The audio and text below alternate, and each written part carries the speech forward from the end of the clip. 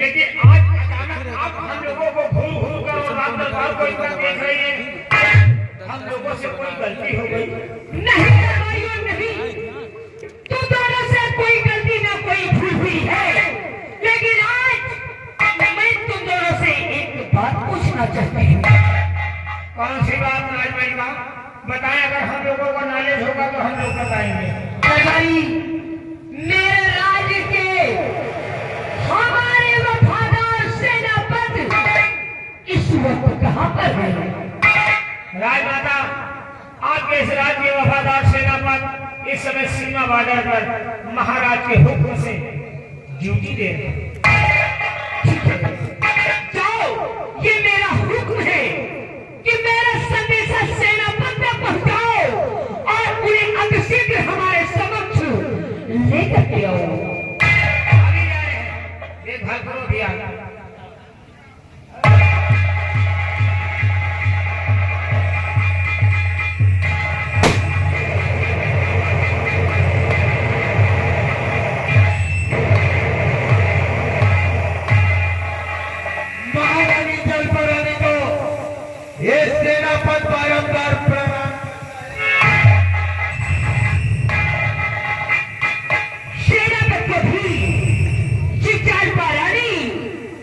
सादर प्रणाम करती है। बादल से राज दरबार बुलाने का मतलब हकीकत सेनापति जानना चाहते हो कि मैंने आपको क्यों बुलवाया है? तो मेरी बात को ध्यान से सुनिएगा कि मैंने आपको क्यों बुलवाया है।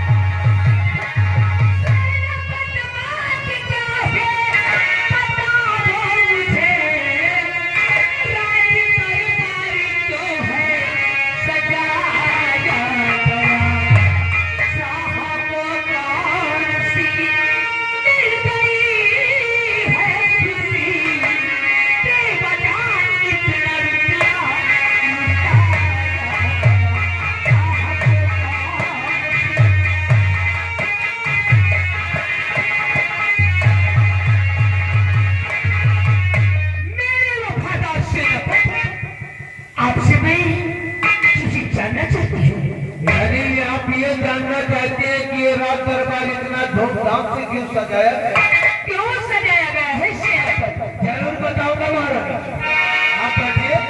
ठीक है। ये राज दरबार किस लिए सजाया गया है? हम जरूर बताऊंगा महाराज।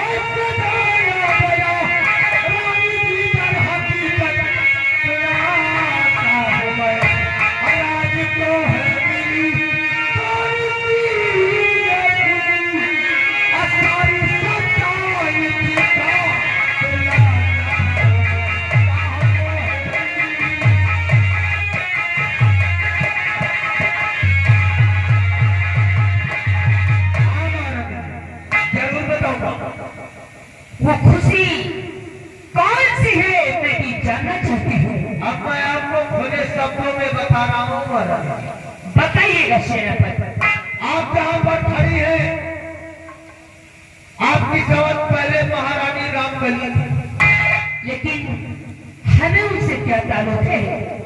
ताल्लुक तो नहीं था, हमें ताल्लुक है, लेकिन मरते मरते दो बच्चे का जन्म देकर चली गई। क्या? बेटी का नाम बंदरो और बेटे का नाम शीतल, जो लंदन में पढ़ाई करता है महाराज। अच्छा, उसकी वहाँ पढ़ाई पूरी हो चुकी है। कल 9 तारीख वो लंदन से राज दरबार वापस आ रहा है। उसी के आने के खुशी में महाराज ये राज दरबार धूमधाम से सजाया है। यानी कि मेरी समझ का बेटा शीतल राजकुमार लंदन से वापस आता है। जी महाराज। इसी बात के लिए महाराज ने इन दीवारों पर फूलों की लड़ियां लगवा रखी है। खुद ही देख लीजिए।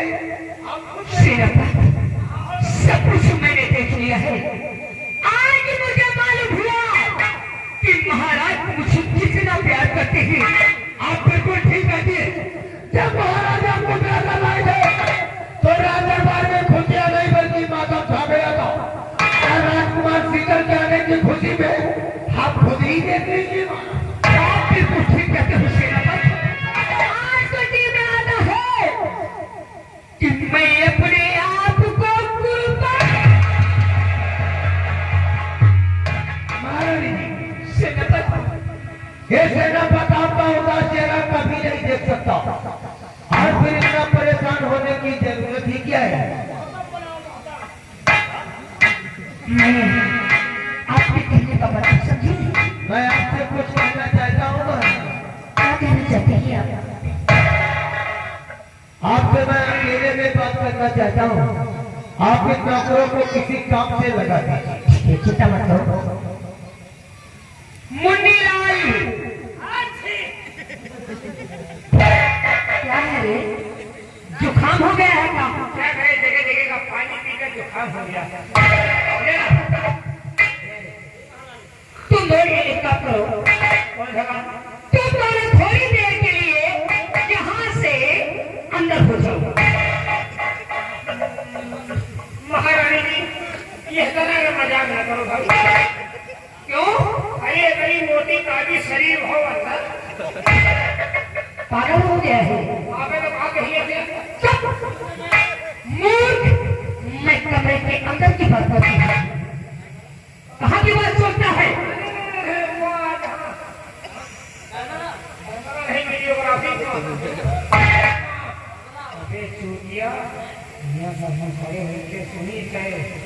चला जाए महारानी का कहना है कि हम तुम थोड़ी देर के लिए चलो कमरे के अंदर।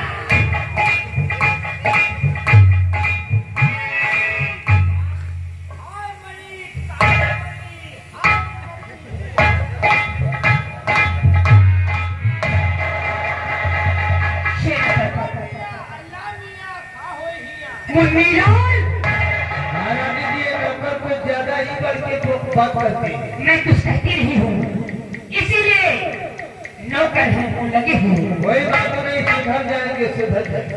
तो अपने दिल की बात मुझसे बयां करना चाहते हो सेनापति? इजाजत है, कहो आप कहना क्या चाहते हो? एक बात कहो मत। एक दिन कहता है कहो और एक दिन कहता है ना कहो।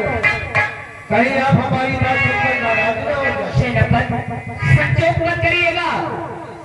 जो दिल में बातें हो उन्हें दिल में नहीं रखना चाहिए, उन्हें पूरे शब्दों में बयां करना चाहिए। मैं अपनी बातों से बताऊंगा। बैठिए महारानी जी, हम जरूर बताऊंगा कि हम कहना क्या चाहते हैं।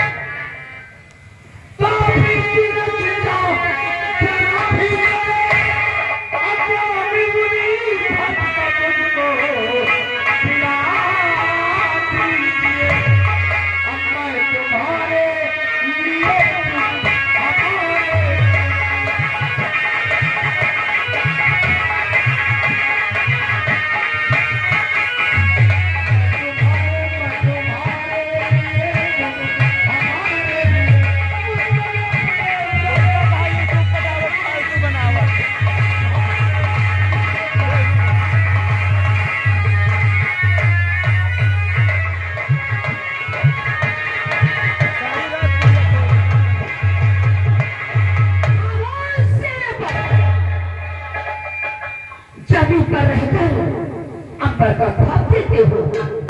मैं यहाँ की महारानी, तुम मेरे एक सरखरी गुलाम हो। तुम्हारी ये मजा कि तुम मुझसे प्यार करोगे। महारानी, मैंने पहले ही कहा था कहीं आप हमारी बात सुनकर नाराज न हो जाए। आखिर ऐसा ही हो गया है।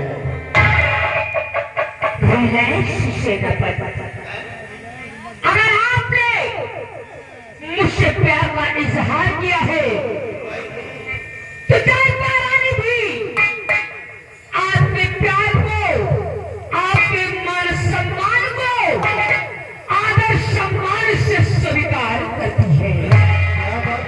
महाराज जी। सेनापति, कहिए महाराज। मैं भी आपसे कुछ कहना चाहती हूँ। अरे दिल खोल के कहिए, दिल खोल के कहिए।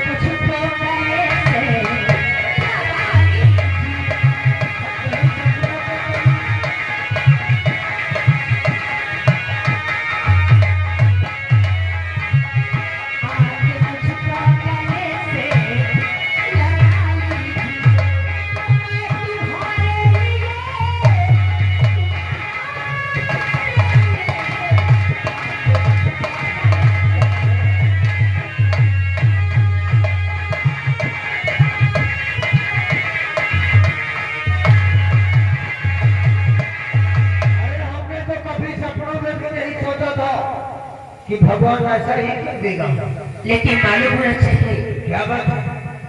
अगर आपने मुझसे प्यार किया है, तो अगर आपने मेरा दामन थामा है, तो एक दो दिन के लिए नहीं, बल्कि जीवन भर के लिए।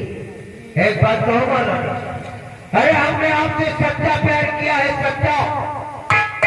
मर जाऊंगा लेकिन हमारा तुम्हारा प्यार कभी नहीं छूटेगा।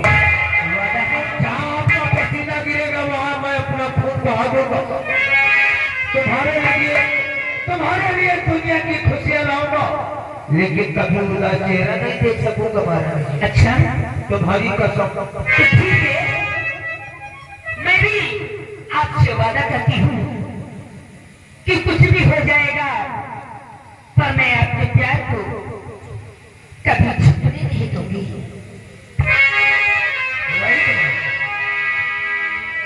लेकिन क्या है?